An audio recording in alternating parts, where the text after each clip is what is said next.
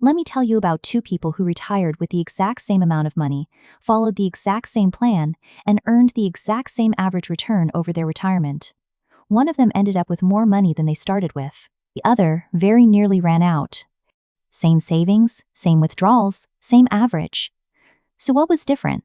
Only one thing: the order in which their good and bad market years arrived. One of them happened to retire right before a rough stretch in the market. The other got the rough stretch near the end. That single difference in timing changed everything. Today I want to explain this quietly and clearly, because it's the most important idea in retirement that almost nobody plans for. It's called sequence of returns risk, and once you see it, you'll never look at your retirement the same way. No fear, no doom, just the math and what to do about it. Let's define it simply. Sequence of returns just means the order that your investment returns show up in. Over a long retirement, you'll have good years and bad years in the market. Sequence risk is the danger that the bad years land early, right when you've just retired. Here's the strange part. While you were still working and saving, the order of your returns barely mattered. A crash in your 30s, a boom in your 50s, or the other way around, the ending was about the same, because the average is what drove your result. But the moment you stop adding money and start pulling money out, the order suddenly matters enormously. The same set of returns, in a different order, can be the difference between comfort and running out. Let me show you why. Here's the heart of it. When you're saving, a market drop is almost a gift, because you're buying shares while they're cheap. But when you're retired, you're doing the opposite. You're selling shares to fund your life. And if the market is down when you sell, you have to sell more shares to get the same amount of money. Every one of those extra shares you sold at a low price is gone. It can't be there to recover when the market bounces back. So a downturn early in retirement does two bad things at once. It shrinks your portfolio, and it forces you to sell the most shares at the worst prices, right when you can least afford it. It's the whole reason timing matters so much once the paychecks stop. Let me make that concrete. Imagine you need to withdraw $35,000 in a year when your investments have dropped 20%. To get that $35,000, you have to sell a bigger slice of a now smaller pie. You've permanently converted a temporary, on-paper loss into a real, locked-in loss, because those sold shares aren't coming back. Now the market recovers next year, which it usually does, but it's recovering on a smaller base because you sold the seed corn to eat. Do that for 2 or 3 bad years in a row, right at the start, and the portfolio can be so depleted that even a strong recovery can't fully save it. That is sequence risk in one sentence. Bad returns plus withdrawals early on can do damage that good returns later simply can't undo. Let me put numbers on our two retirees. Call them Retiree A and Retiree B. Each one Retiree B. Each one retires with $700,000. Each one withdraws about $35,000 a year, adjusted a bit for inflation. And over 25 years, each one earns the exact same average return, let's say around 7% a year. The only difference is the order. Retiree A hits a couple of bad market years right at the start of retirement. Retiree B gets those same bad years, but near the end instead. Retiree B, with the rough patch late, can easily finish with more money than they started with. Retiree A, with the rough patch early, can end up dangerously low or even out of money on the same average return. Same numbers, opposite endings. Only the sequence was different. And here's what makes it feel so unfair. Retiree A did nothing wrong. They didn't overspend. They didn't pick bad investments. They didn't panic. They simply had the bad luck of retiring in the wrong year. That's the uncomfortable truth at the center of this. Two people can make identical, sensible choices and get very different retirements based on something neither of them controlled, which is exactly why you plan for it in advance instead of hoping you're Retiree B. Because of this, financial planners talk about something called the retirement red zone, or the fragile decade. It's roughly the 5 years right before you retire and the 5 years right after. Why that window? Because that's when two things are true at once.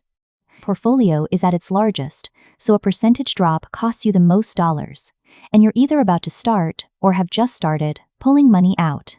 A bad market in that 10-year window does far more lasting damage than the same bad market would do when you're 35, or when you're 85. The middle of your retirement journey, the very start, is simply the most fragile. Knowing that changes how carefully you want to plan for those specific years. It also flips a common assumption on its head. A lot of people imagine that the dangerous years are late in retirement, when they're older and the account is smaller. Mathematically, it's the opposite. Once you've made it 15 or 20 years in with your plan intact, you're usually in a very strong position, because the fragile decade is behind you. The years that deserve your most careful planning aren't the ones far off in the distance. They're the ones right in front of you, at the very start. This is why I'm always a little cautious when someone plans their whole retirement around an average return. Averages are honest numbers, but they hide the journey. Few retirees can both average 7%, and one sails through while the other runs dry, purely because of the path the returns took along the way. In the saving years, the average is a decent guide. In the withdrawal years, the average can quietly lie to you because it says nothing about when the good and bad years happened. So, when you're building a retirement plan, don't just ask what return you expect on average. Ask a harder question: what happens to me if the bad years come first? Here's the part I want to be very calm and honest about. Over a retirement that might last 25 or 30 years, you are almost certainly going to live through at least one serious market down. Probably a few. That is not a maybe, it's a near certainty, and it's completely normal. So the real question was never whether the market will drop. It will. The question is whether it drops early while you're most fragile, and whether your plan can absorb it if it does. You can't control the timing. Nobody can predict it. You can build a retirement that survives a bad sequence instead of being wrecked by one. That's the good news, and it's where we turn now. And notice the mindset shift here, because it matters. Most people approach the market by trying to predict it, to guess when the next drop is coming and dodge it. That's a losing game, and it's exhausting. Planning for sequence risk is the opposite. You accept, calmly, that a downturn will come and you don't know when, and then you build a plan that simply doesn't care. That's a much more peaceful way to retire, not predicting the storm, just making sure your house can weather one whenever it arrives. Let's build that house, one defense at a time. The first and simplest defense is a cash cushion. The idea is to keep somewhere around 1 to 3 years of your spending in something safe and stable, like cash or short-term bonds, separate from your stock investments. Then, when the market has a bad year, you don't have to sell your stocks at a low price to pay the bills. Spend from the safe bucket instead, and you give your stocks time to recover. In good years, you refill the cushion. This one move directly attacks sequence risk, because the whole danger was being forced to sell shares when they're down. Cash buffer means you're simply not forced to. It's not about earning more, it's about never having to sell at the worst possible moment. Think of it as buying yourself time. A market that drops hard usually takes a year or two to recover, sometimes a bit longer. If you have 2 or 3 years of spending sitting safely on the side, you can let the storm pass without touching your stocks at all.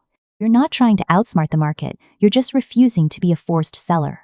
That one shift, from forced seller to patient owner, is most of what separates a plan that survives a bad start from one that doesn't. The second defense is flexibility, and it's more powerful than people expect. A retiree who spends the exact same amount no matter what the market does is the most exposed to sequence risk. A retiree who can trim a little in bad years is far safer. And I mean small, sensible adjustments. In a down year, maybe you skip that year's inflation raise, or you postpone the big trip, or you trim the discretionary spending for a while. Then, in good years, you loosen up again. Studies of these guardrail strategies show that even modest flexibility dramatically improves the odds your money lasts. You don't have to live in fear or slash everything. You just have to be willing to gently tap the brakes when the market is against you, and enjoy more when it's with you. The third defense is to build a bigger floor of guaranteed income, so your portfolio carries less of the load. The most common way to do this is one we've talked about before: delaying Social Security. Every year you wait, up to age 70, your benefit grows and it's inflation adjusted for life. A larger Social Security check means that in a bad market year, more of your essential spending is covered by a check that doesn't care what the stock market did, so you have to pull less from your investments exactly when they're down. Pension, or in some cases, a simple annuity for basic expenses, can play the same role. The bigger your guaranteed floor, the smaller your sequence risk. The fourth defense is a bit more advanced, but the idea is simple. It's sometimes called a bond tent or a rising equity glide path. The thought is this: since the fragile decade around retirement is your riskiest window, you hold a higher percentage of bonds right at that point, when a crash would hurt most. Then, as you move past the red zone and it becomes clear your plan is on solid ground, you gradually let your stock percentage drift back up again, so your safest allocation lines up with your most fragile years. You don't have to get fancy with this, but the principle is worth knowing. Be a little conservative right around retirement, precisely because that's when a bad sequence does the most harm. The fifth defense is the gentlest one. Anything that reduces how hard you're pulling from the portfolio in those first few years directly reduces sequence risk. That might be a bit of part-time work in the early years of retirement, not because you need to grind, but because a little income means you're selling fewer shares while the portfolio is most fragile. It might simply mean easing into retirement spending rather than going full throttle in year one.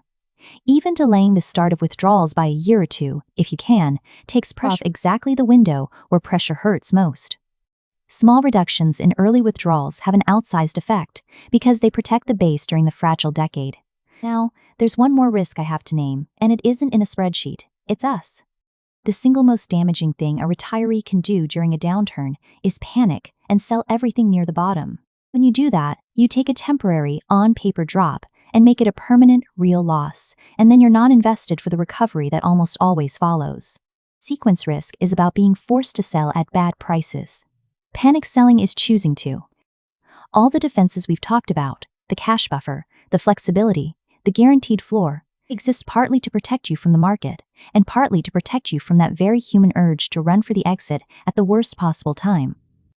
A plan you can stick with beats a perfect plan you abandon in fear. So let's go back to Retiree A, the one who hit bad markets early. If Retiree A had kept 2 years of spending in cash, they could have paused their stock withdrawals through the downturn instead of selling low. They trimmed their spending modestly in those first bad years, they'd have preserved more of the base. If they delayed Social Security to cover more of their essentials, the portfolio wouldn't have had to work as hard.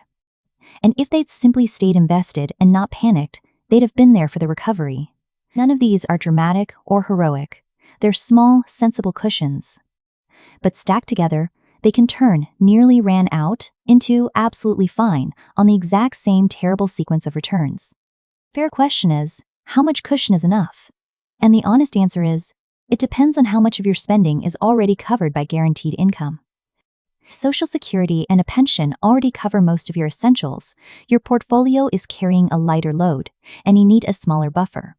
If your portfolio is doing most of the heavy lifting, you'll want a bigger cash cushion and more flexibility built in.